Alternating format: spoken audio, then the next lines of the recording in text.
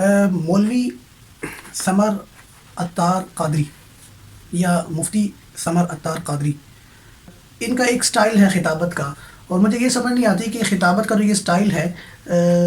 یہ اتنا زیادہ جو ہے وہ اچھل اچھل کر اور اتنا زیادہ چیخ چیخ کر کرنے سے ان لوگوں کو کیا فائدہ ہو جاتا ہے۔ مثال کے طور پر میں وہ الفاظ دہرانا نہیں چاہتا تھا، یعنی کھوتی، کتی، اور بس میں مزید تشریح نہیں کر سکتا، نہ مزید میں الفاظ جو ہے وہ لے سکتا، مطلب اب میں نے لے بھی لیے ایسے الفاظ، لیکن صرف اس لیے کہ تاکہ آپ کو جو ہے وہ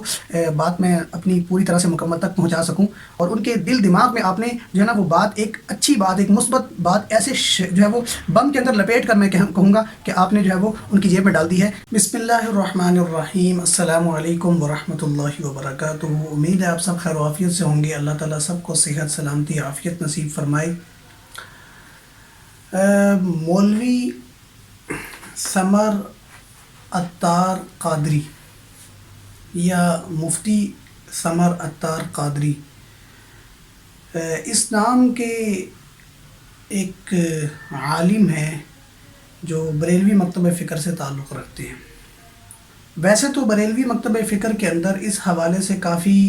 مثبت تبدیلیاں آ چکی ہیں کہ ان کے ہاں جو شدت کا ایک مزاج پایا جاتا تھا اپنے مخالف طبقات کے لیے، اب بہت سنجیدہ علماء اور پازیٹیو جو ہے وہ کام کرنے والے علماء الحمدللہ سامنے آئے ہیں، اور انہوں نے اس شدت پر ایک بند باندھا ہے۔ لیکن بہرحال اگر کوئی پازیٹیو کام ہو رہا ہے تو آپ کو پتہ ہے کہ اس کے مقابلے میں نیگیٹو کام بھی ہو رہا ہوتا ہے۔ تو یہ جو مفتی سمر عطار صاحب ہیں، ان کا ایک سٹائل ہے خطابت کا، اور مجھے یہ سمجھ نہیں آتی کہ خطابت کا جو یہ سٹائل ہے یہ اتنا زیادہ جو ہے وہ اچھل اچھل کر اور اتنا زیادہ چیخ چیخ کر کرنے سے ان لوگوں کو کیا فائدہ ہو جاتا ہے۔ اور عموماً یہ جو خطابت کے فرائض یا خطابت جو کر رہے ہوتے ہیں، یہ ان علاقوں میں جا کر رہے ہوتے ہیں جو دیہات ہوتے ہیں، قصبات ہوتے ہیں، اور وہاں پر جو افراد ہوتے ہیں ان کو اس حوالے سے اتنی ان کے اندر فہم نہیں ہوتا کہ وہ بات کو سمجھ سکیں اور بات کو جو ہے بات کی جو ہے وہ گہرائی میں جا سکیں کہ کہنے والا کہنا کیا چاہ رہا ہے۔ وہ معصوم لوگ ہوتے ہیں، دل کے کھرے لوگ ہوتے ہیں، اور اللہ اور اس کے رسول صلی اللہ علیہ وسلم سے والہانہ محبت کرنے والے لوگ ہوتے ہیں، تو لہٰذا ان کے جذبات کو استعمال کر کے اس انداز میں تقریر کی جاتی ہے اور ان سے داد سمیٹی جاتی ہے، پیسوں کی بارش بھی ہو رہی ہوتی ہے۔ جو ہمارے ہاں آپ نے دیکھا ہے نا، جیسے شادیوں پر جو ہے وہ پیسے پھینک رہے ہوتے ہیں، اس طرح سے ان کے اوپر پیسے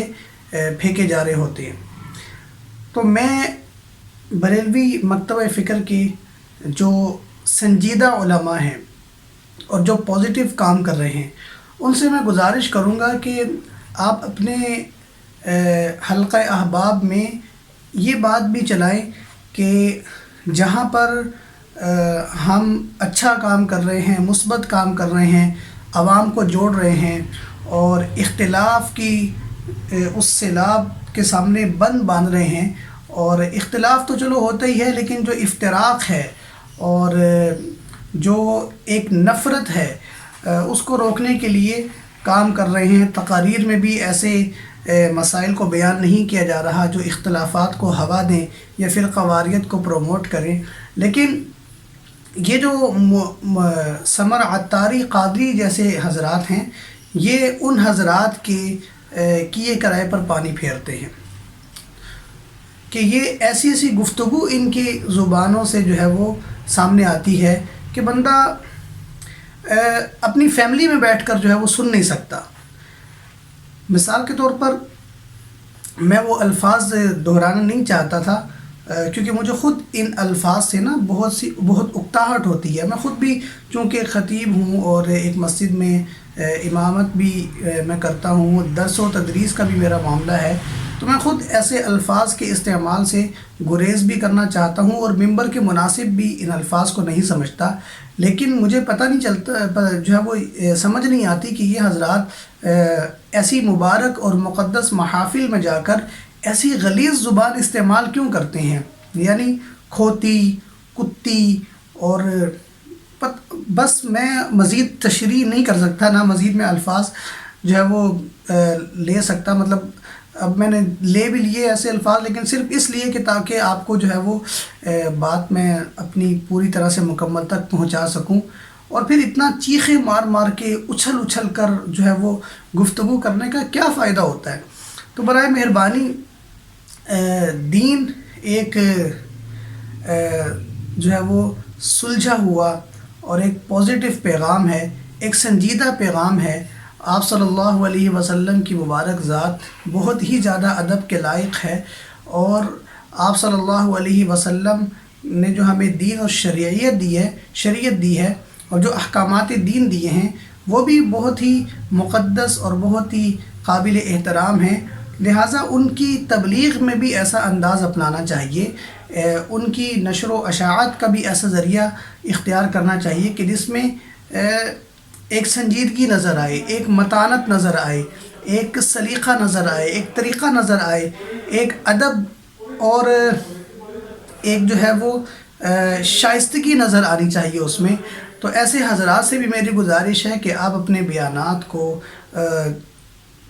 ویسے تو یہ ایسے حضرات جو ہے وہ کسی کی بات کو سنتے نہیں ہیں اور کسی کھاتے میں نہیں ڈالتے، لیکن بہرحال جو لوگ مزے لے کر سن رہے ہوتے ہیں، میری ان سے گزارش ہے کہ آپ ایسے لوگوں کو کیوں بلاتے ہیں؟ مسجدوں میں بلاتے ہیں آپ ان کو، تو یہ مسجدوں کے ممبر پہ بیٹھ کے اتنی چیخ و پکار کرتے ہیں، مسجدوں کے ممبر پر بیٹھ کر یہ گالم گلوچ والی زبان استعمال کرتے ہیں، مسجد کے ممبر پر بیٹھ کر یہ اپنے مخالفین کے لیے ایسے غلیظ القاب استعمال کرتے ہیں کہ الامان والحفیظ، جس سے پورے بریلوی مکتبہ فکر کے علماء کی بدنامی ہوتی ہے. اور میں یہ نہیں کہہ رہا کہ یہ صرف بریلوی علماء مکتبہ فکر میں ہی ایسے افراد موجود ہوں گے، یہ ہر جو ہے وہ مکتبہ فکر کے اندر ایسے افراد ہیں. تو ہم تمام جو مکاتب فکر ہیں ان کو چاہیے کہ ایک تو ایسے تمام حضرات کو اپنے اسٹیجوں پر دعوت نہ دی جائے جو ایسی زبان استعمال کرتے ہیں. نمبر 2 کہ کوئی آپ علمی بات بھی کریں نا، آپ کی علمی بھی کوئی اتنی وقعت نظر نہیں آتی، بس وہ کچھ رٹے رٹائے جملے ہوتے ہیں جو آپ چیخ و پکار کر کے جو ہے وہ بولتے ہیں اور سامعین کو متاثر کرنے کی کوشش کرتے ہیں اور ان سے واہ واہ اور داد سمیٹنے کا اہتمام فرماتے ہیں. لہٰذا اگر آپ نے کوئی اتنی ہی گہرائی والی علمی باتیں کرنی ہیں تو وہ طریقے سے بھی کی جا سکتی ہیں، وہ سلیقے سے بھی کی جا سکتی ہیں، وہ دھیمے لہجے میں بھی کی جا سکتی ہیں، وہ با ادب اور مہذب جو ہے وہ زبان میں بھی کی جا سکتی ہیں. مانا کہ آپ یہ بھی کہہ سکتے ہیں کہ جب ہم جس مخالف کے بارے میں گفتگو کر رہے ہیں وہ مخالف اپنی زبان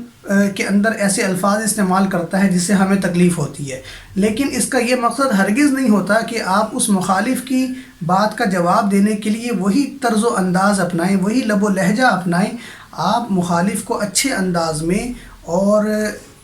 ادب کے انداز میں، سنجیدہ انداز میں بھی آپ جواب دے سکتے ہیں اور عوام کو آپ قائل کر سکتے ہیں، ایسی کوئی بات نہیں ہے. آپ کے ان رویوں سے پڑھی لکھی عوام دین سے دور ہوتی ہے، مسجد سے دور ہوتی ہے، منبر و محراب سے دور ہوتی ہے، علماء سے دور ہوتی ہے، اور آپ کے ارد گرد جو لوگ بیٹھے ہوتے ہیں نا ان حضرات کے دل بڑے پاک اور صاف ہوتے ہیں، وہ جو عوام آئی ہوئی ہوتی ہے. لیکن فرق یہ ہے کہ وہ چونکہ علمی طور پر یا تعلیمی طور پر آپ کہہ لیں کہ ان کا لیول جو ہے وہ اتنا ہائی نہیں ہوتا، وہ گاؤں دیہات کے قصبات کے لوگ ہوتے ہیں، بہت پیارے لوگ ہوتے ہیں، زبردست لوگ ہوتے ہیں، صاف ستھرے دل کے ہوتے ہیں، اللہ اور اس کے رسول سے بڑی محبت رکھتے ہیں، محبت کرتے ہیں. لیکن وہ آپ کے سامنے جب آپ ان کے سامنے اس حوالے سے دین پیش کرتے ہیں، دین اس انداز میں پیش کرتے ہیں تو ان کی بھی کوئی صحیح تربیت نہیں ہوتی. پھر ایسے ہی افراد بعد میں وہ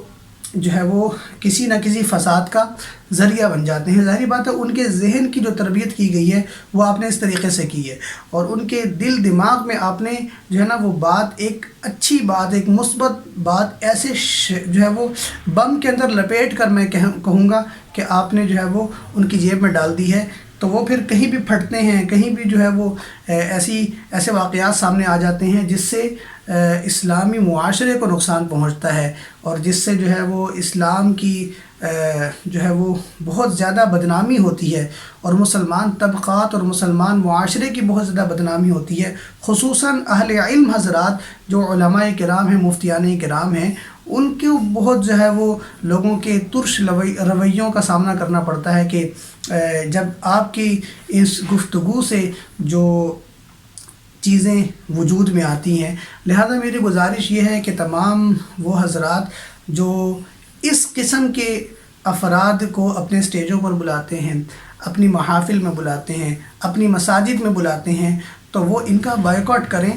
جب تک کہ یہ اپنے لب و لہجے کو درست نہ کر لیں، اور یہ اپنی زبان کو صاف ستھرا نہ کر لیں، اور اپنی تقریر میں، اپنے وعظ میں اور اپنی خطابت کے اندر جو ہے وہ شائستگی پیدا نہ کر لیں. اور یہ کر بھی سکتے ہیں، کرنا آتا بھی ہے، لیکن یہ کرتے نہیں ہیں، پتہ نہیں کیوں. اللہ تعالی ہم سب پر رحم فرمائے، اور ہمیں دین کی تبلیغ صحیح طرح سے، سنجیدگی کے ساتھ، مثبت انداز میں، شائستگی کے ساتھ، آداب اور اخلاق کی رعایت کرتے ہوئے اللہ تعالی ہمیں کرنے کی توفیق نصیب فرمائے. السلام علیکم ورحمۃ اللہ وبرکاتہ.